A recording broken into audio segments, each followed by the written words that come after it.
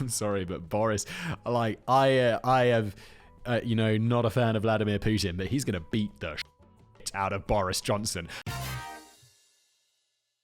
Have you ever been caught in the rain with wet shoes, ruining your day? Oh my God, yes. You like step in one puddle or it starts raining and like your socks are wet and you're like trying to dry them out throughout the day and it's just unpleasant. Well, look, I mean, that was a problem for me until Vessi started sponsoring me and giving me their shoes, and they have changed my world. I've got copy points, but basically the truth is that I have not worn anything other than Vessi's for like 2 years, 2.5 years. Something like that. Basically, they're 100% waterproof because they're made out of a material called Dymatex, which makes them perfect for, well, winter and spring when it can just randomly rain. And then in the summer, it might not be raining so much, but they're also breathable so your feet don't sweat. You'd think, how can they be waterproof and breathable at the same time? But they are. And it's not water resistant, it's waterproof. Like there's B-roll of me like in a river or whatever, that you can drop that like up to here in water and the water just bounces off. It's crazy. They're also comfortable. As I said, they're breathable, they're durable.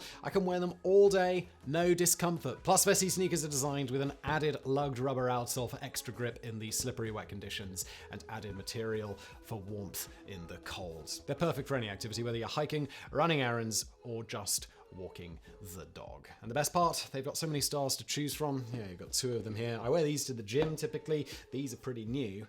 Still nice and white and shiny. And then these boot ones, these are looking, well, a little less clean than these, because these have been my daily wearers for about a year now. Still in perfect nick. Look at the bottom, still got all the grip there. Fantastic. And right now for you guys, Vessi is offering 15% off. Just go to vessi.com/blaze, get the style and the size you want, and use my code BLAZE for 15% off your entire order. It's fantastic. Can't say enough good things about them. And now off to today's video. Hello everyone. Whoops. Excuse me, what are you doing? Hello everybody, welcome back to another brand new episode of Brain Blaze. As always, I am your host / leader. That's right, but not your political leader, because that would lead to an outburst. That's right, we're covering political outbursts here. Did I come up with this myself? This feels like the sort of thing I would come up with, and then I'm like, now I'm recording it, I'm like, is this the best idea for a video? You'll be able to tell future people, because whether it gets lots of views or not, that's how we determine whether videos are good. That's the game we play. Although I might wish that our politicians were calm, level-headed individuals capable of keeping their shit together when everybody around them is losing theirs. In reality, just like the rest of us, they are mostly deeply flawed individuals who are as susceptible to public displays of emotion as anybody else. Yeah, but they shouldn't be. Like, you know, public displays of emotion like anybody else. Is that something people do? Just keep your shit together. Just be like, put it in a shit museum. I don't care what you do. You just gotta get it together. Yes. I don't know, like, I don't have public displays of emotion because it's embarrassing. How about if you're on the world stage, you also don't? It's not that hard, just chill the fuck out. Or don't be chill. Like, I'm not a particularly chill person, but I bottle it all up inside so that no one is ever aware of my true inner rage. In fact, one could very successfully argue that anybody who actually chooses to become a politician has far greater flaws than most individuals, and at the very least, we would do to keep an eye on them. Yeah, I agree with that. I was kind of joking about like my inner rage and stuff and like bottling it all up, but like, I don't know, there's definitely something wrong with people who, you know, not achieve things, because I don't want to say that I've achieved shit, but it's like who want to, you know, who are like aggressive or like, you know, I want to do this, I'm going to do this, let's do this. Like, there's something wrong with these people. There's something wrong with me. In today's episode, we'll take a look at just what happens when the people charged with the responsibility of managing various countries are pushed to the very limits of their mental endurance. Plebgate. Is pleb an okay word to... I guess the point is, it's not okay to say, so someone probably said pleb. I don't know what... A pleb means a plebeian, right? Which means like a simple person? Is that right? Is that something you can't say anymore? That's probably something you can't say anymore. In 10 years, you won't even be able to use the word anymore. People will be like, Simon said pleb? Yeah, but it was in the context of an educational... But he said it. It's not okay. Right to jail. On the 19th of September 2012, Chief Whip... I love the word whip. Especially when... You know, people like... Is it in that show with Kevin Spacey? House of Cards, where he's like, whip. And you're like, that sounds so good, doesn't it? Like the chief whip for the Conservative Party, Andrew Mitchell, cycled towards the exit from the Houses of Parliament, fresh from his day bullying party members to vote in the way that the Prime Minister wanted them to, rather than following their own beliefs or conscience. And this isn't something dodgy. That's the point of a whip. That's what they do. They're like, get in line! Vote as the Prime Minister wants you to, or there will be consequences. If you believe this to be an unfair description of the job, absolutely don't. That's what party whips do. You may be interested to hear that the official job description on the gov.uk website reads as follows. The Chief Whip is responsible for administering the whipping system the whipping system that ensures the members of the party attend and vote in Parliament as the party leadership desires. As he cycled toward the main gate, a gate which is only allowed to be used for the egress of motor vehicles, he was stopped by an on-duty policeman, PC Toby Rowland, who told him that he would have to get off of his bike and walk in through a nearby pedestrian exit. Wait, you're on a bike, can't you be treated as a car? Isn't that like...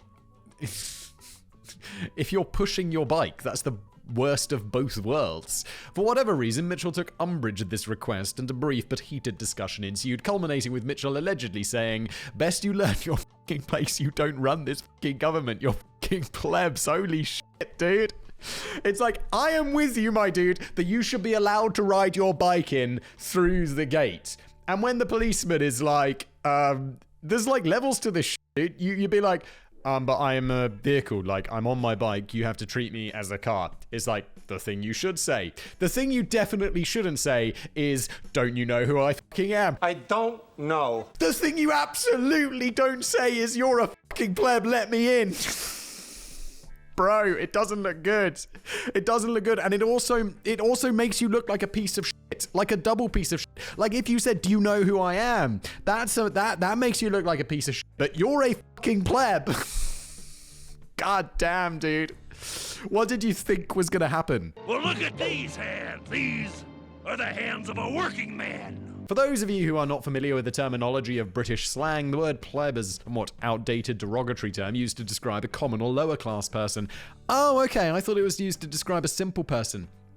But apparently it's a class thing, which is going to make it worse because he's part of the Conservative government, which is a little bit posh sometimes. He's probably a little bit posh. I don't know who this dude is. He's probably a little bit posh. And certainly not a word that a respectable member of Parliament should use to describe the fine ladies and gentlemen who uphold the law. The story became headline news when it was picked up by the Sun newspaper, because of course it was.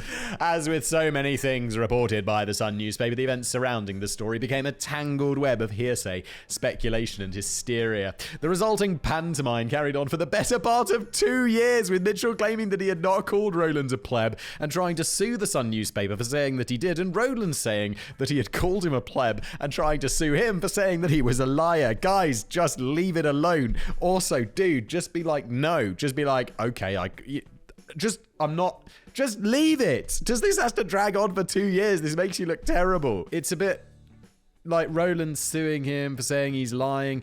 It all just feels a bit much, doesn't it? Although I feel like you don't want to be called a liar by like a important person. I mean, there's not going to be any consequences for his job or anything, because people are definitely going to be on his side. They're going to be like, weren't you the guy who called that guy, someone called you a pleb? But it's like, well, we're not going to give you that promotion. It'd be like, we'll give you that promotion. That guy's a penis. In my opinion. The whole scandal would eventually conclude with 4 policemen losing their jobs, 3 of them for leaking confidential... Oh no, they leaked... Oh no! Why is this confidential information? This isn't privileged. You're a policeman, and the man on the street's just a politician. He shouldn't have any increased, like... He's not like... Or do they? Maybe they have some special thing. But I feel like if you're a policeman inside like 10 Downing Street and you hear the Prime Minister say something, I mean, I imagine there's something in there that is like, that's confidential. All right, then, keep your secrets. But if you're just basically the traffic cop for like 10 Downing Street, not that I'm saying that's what you are, but it's like, I'm trying to support you here. It's like, that should not be treated as privileged information. Surely not. And one other for attempting to send an anonymous email to the police in which he pretended to be a member of the public who had witnessed the entire incident. That's sketchy. Don't do that, though.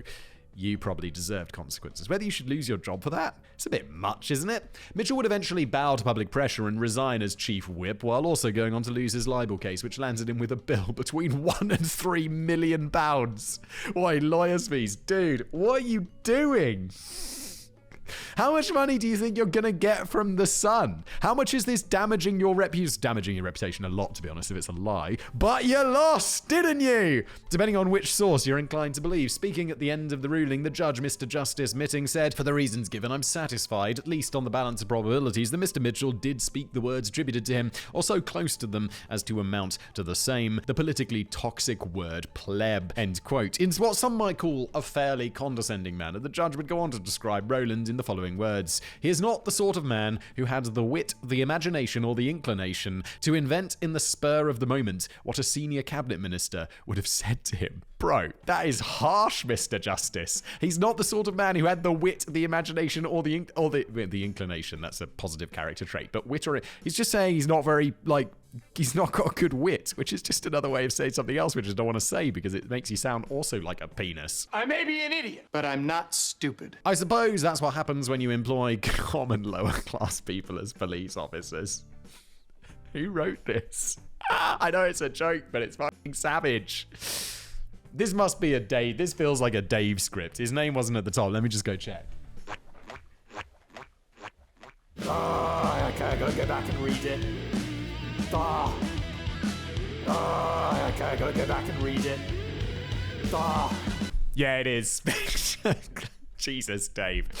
Anthony Scaramucci interview with the New Yorker. Scaramucci. I've never heard of Anthony Scaramucci, but he sounds like a Bond villain. Isn't there like Scaramanga or whatever? Scaramucci.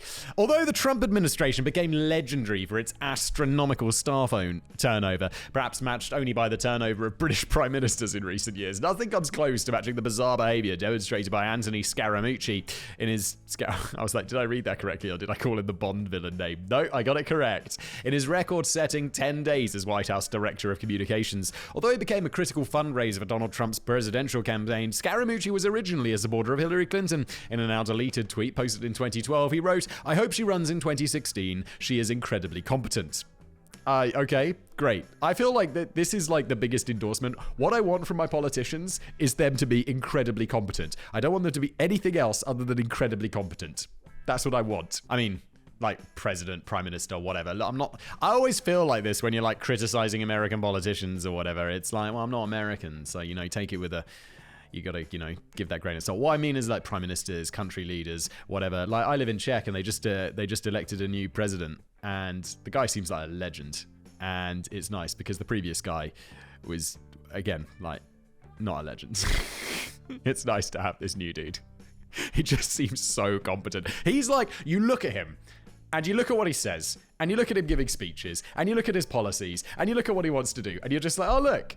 This man seems to be incredibly competent. Brilliant. When the presidential campaigns actually started, Scaramucci donated to both Governor Scott Walker and Jeb Bush. He would eventually pledge his allegiance to Trump, but not before referring to the future president as anti-American and another hack politician, remarks for which he would later apologize for. As soon as Trump secured the presidency, Scaramucci began making preparations to assume one of the top roles in the White House. These preparations included selling the hedge fund that he had founded, Skybridge Capital, and according to one former White House staff, just generally hanging around the place looking sad and hopeful, allegedly.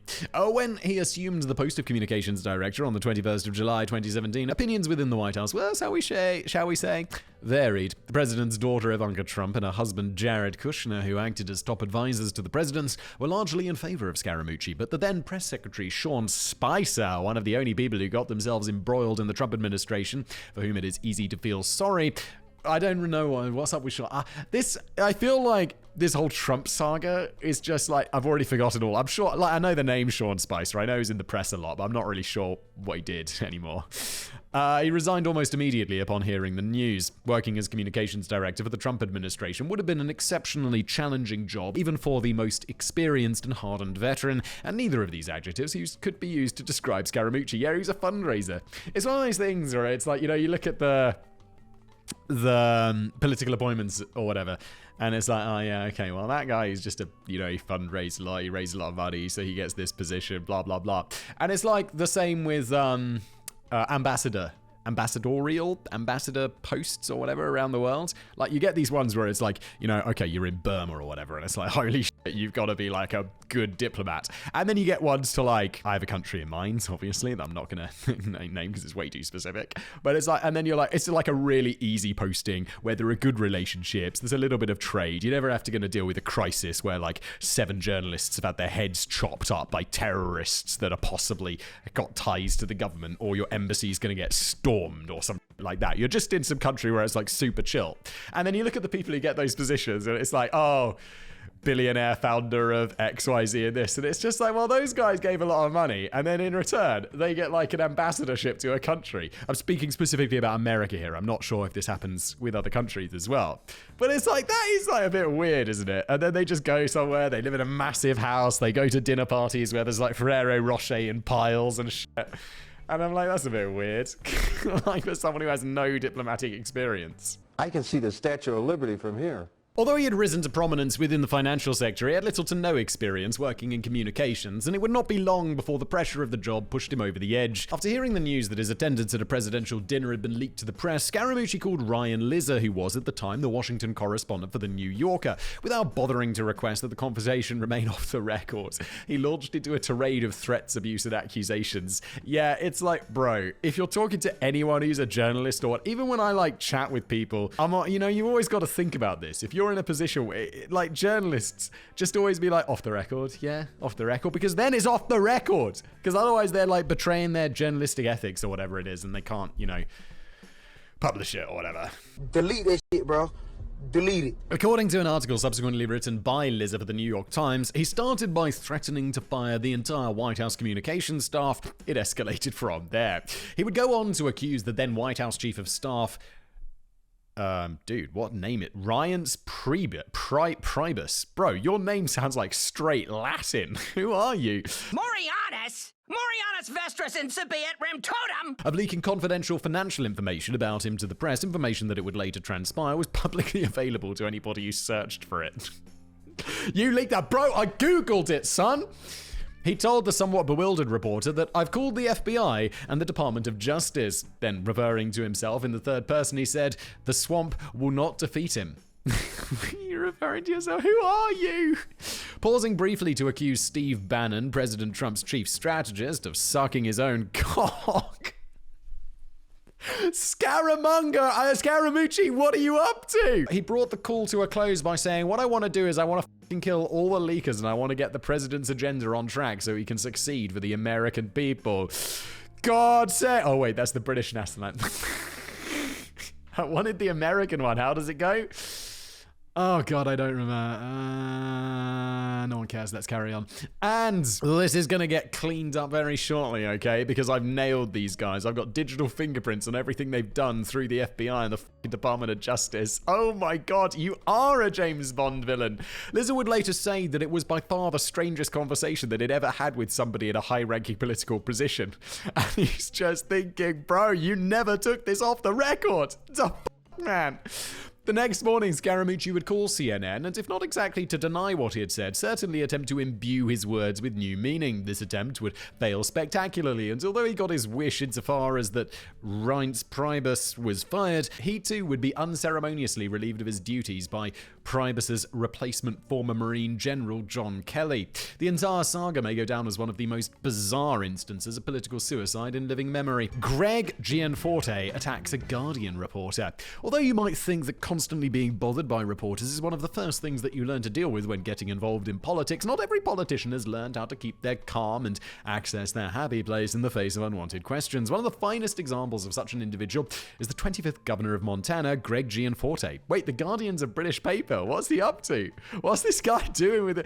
I mean, Guardian, I guess, like, has international... But in Montana? Is there anything in Montana? Gianforte spent his early career making several fortunes starting companies and then selling them on once they had become established. This was something at which he was particularly successful. The last company that he sold, Right Now Technologies, was snapped up by Oracle for the not insignificant sum of $180 billion. Do you mean 180 million, Dave? because 180 billion would make him one of the richest people in the world, and I've never heard of him. Although maybe he didn't own the whole company and all of that stuff. I'm just going to check that, because that seems absurdly high. Like, if that is the case, maybe Right Now Technology owns some giant brand that I have heard of. But I feel like a company that's worth 180 billion that is a private company, not a publicly traded company, because I guess this is a private sale, sold for 180 billion? That seems a little high. I'm going to fact check that.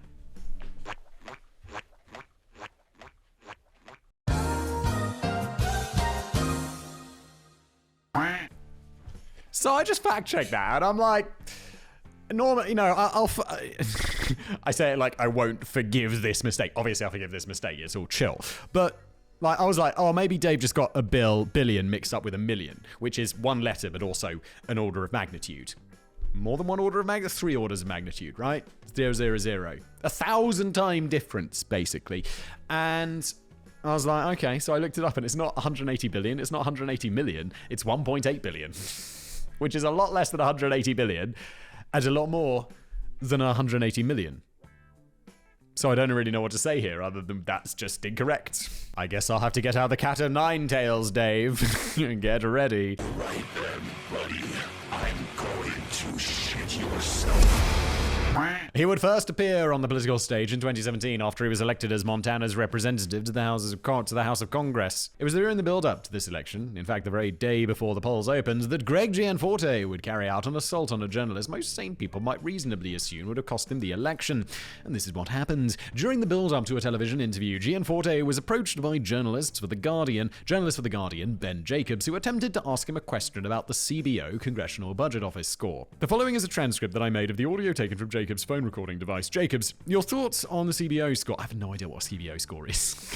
Because, you were waiting to make your decision about healthcare until you saw the bill and it just came out. Gianforte, we will talk to you about that later. Jacobs, there's not going to be time. I was just curious. Gianforte, speak to Shane, please. After this, a massive commotion could be heard, and Gianforte screams, I'm sick and tired of you guys! The last guy came in and did exactly the same thing!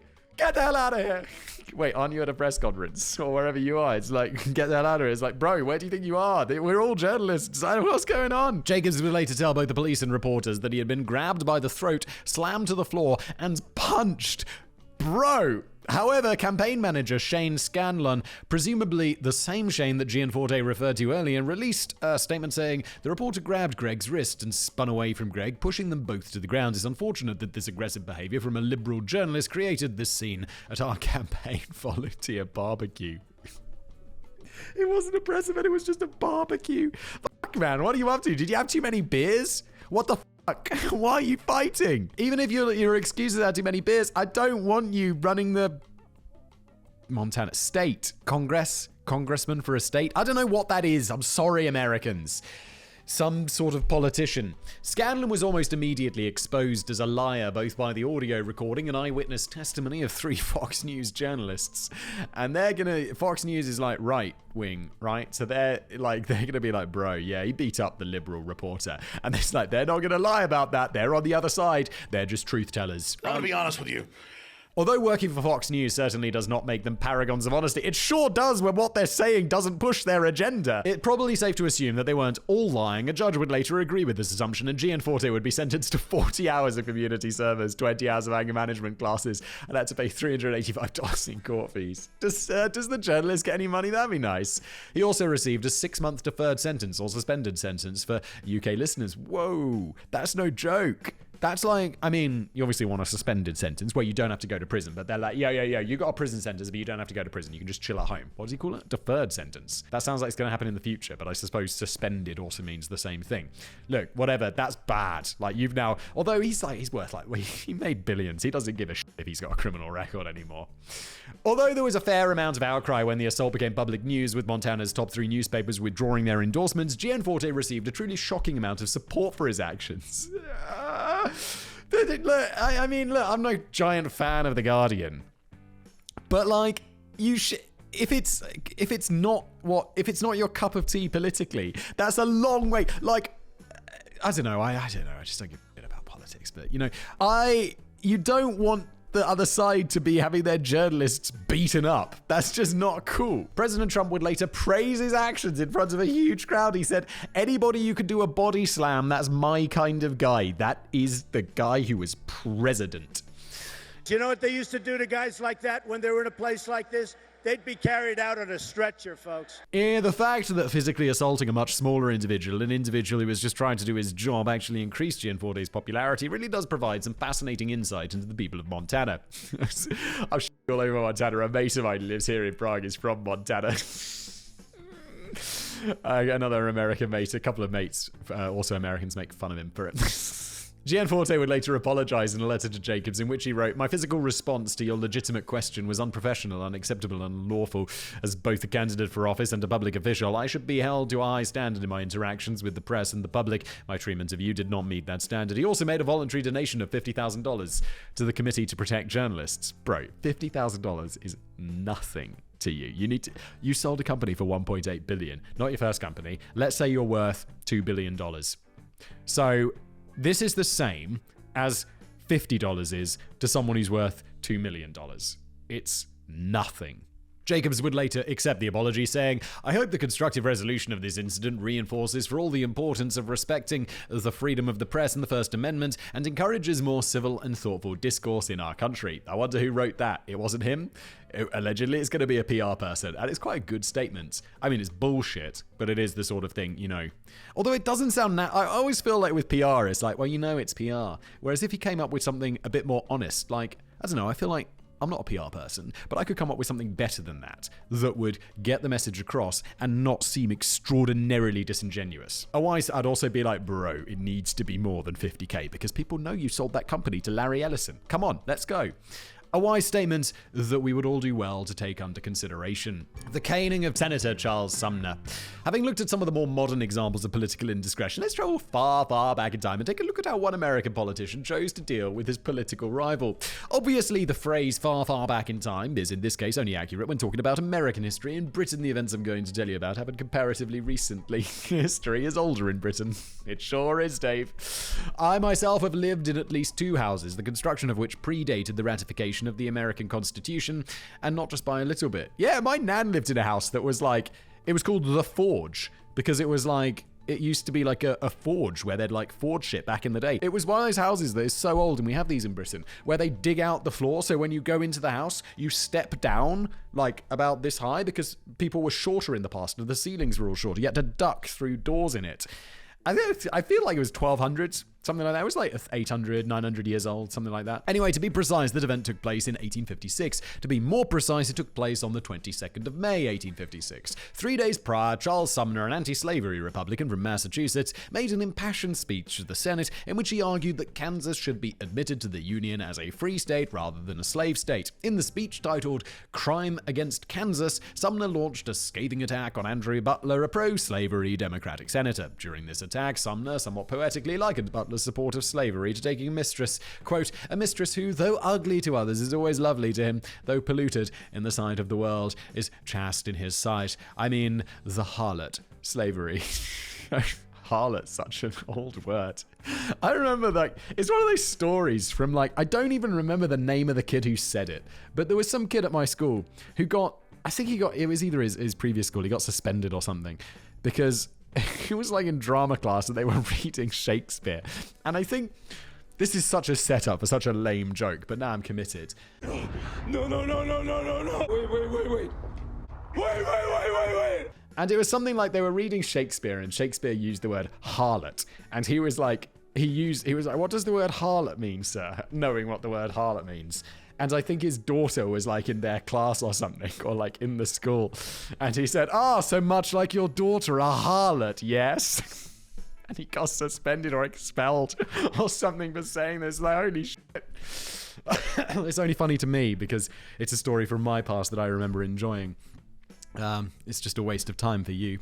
Thanks for still being here. It was time for Thomas to leave. He had seen everything. Although Butler was not present on their day, and he said it in such a way like a harlot, sir. Your daughter's such a harlot. And he spoke like that. He had this like very practiced way of speaking. Which was weird for like a 15-year-old. Although Butler was not present on that day, Representative Preston Brooks was Butler's South Carolina kinsman and not only was he present, he was less than pleased with the words used to describe his friend and colleague. On the afternoon of the aforementioned date, shortly after the Senate had adjourned for the day, Brooks entered the chamber, walked up behind Sumner, who was busy finishing up the important paperwork of the day, and struck him in the head with the metal ball on the end of his cane. As Sumner struggled to his feet and attempted to defend himself against Brooks, the latter continued to beat him around the head in a sustained attack, according to several onlookers, that lasted for about a minute. Holy shit, that's a long time. Like, a minute is a short amount of time, but for a beating, that is like going on. By the time Brooks calmly walked from the chamber, Sumner was a beaten, bloody, unconscious mess who would have been carried from the building. Public opinion on this story seemed to have been split almost exactly down the middle, depending on individual views of slavery. Brooks would resign following the attack, but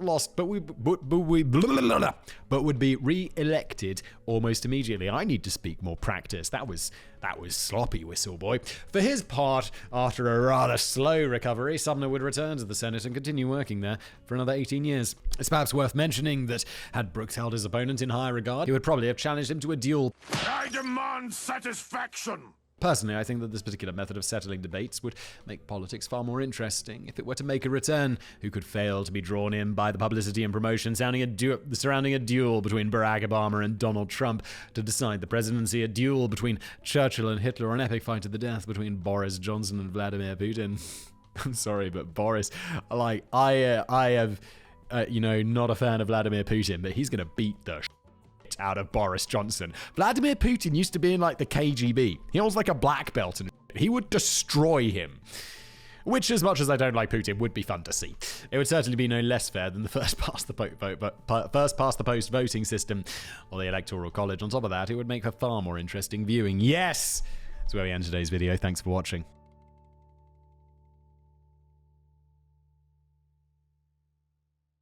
Hello everyone. Whoops. Excuse me, what are you doing?